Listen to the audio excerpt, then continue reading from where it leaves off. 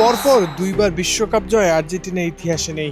Maradona পারেনি মেসিও। ১৬ বছর পরে দ্বিতীয় বিশ্বকাপ ট্রফি জিতল স্পেন। ২০২৬ বিশ্বকাপের ফাইনালে ফেরান তোরেসের একমাত্র গোলে আর্জেন্টিনাকে থামালো লামিন ইয়ামালের দল স্পেন। নিউ ইয়র্কের মেটলাইফ স্টেডিয়ামে ম্যাচের প্রথম থেকে একচ্ছত্র আধিপত্য বিস্তার করে খেলে স্পেন। ডিফেন্ডিং চ্যাম্পিয়ন আর্জেন্টিনা বলের পেছনে ছোটাছুটি করেই সময় কাটায়। মাঠে খুঁজে পাওয়া যায়নি মেসিকেও। পক্ষান্তরে স্পেন ছোট ছোট পাস খেলে বলের দখল ধরে রাখে।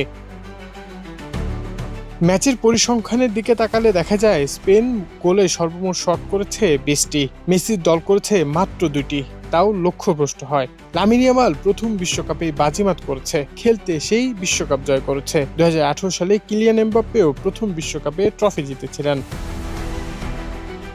আর্জেন্টিনা বলের দখল নিতে না পেরে শারীরিকভাবে খেলার চেষ্টা করে, ফলে লাল কার্ড দেখে মাঠ ছাড়েন এনজো ফার্নান্দেজ। এই পরাজয়ের মাধ্যমে হয়তো লিওনেল মেসির জাতীয় দলে খেলার পরিসমাপ্তি ঘটল। বিদায় লিজেন্ড, স্বাগতম লামিন ইয়ামাল।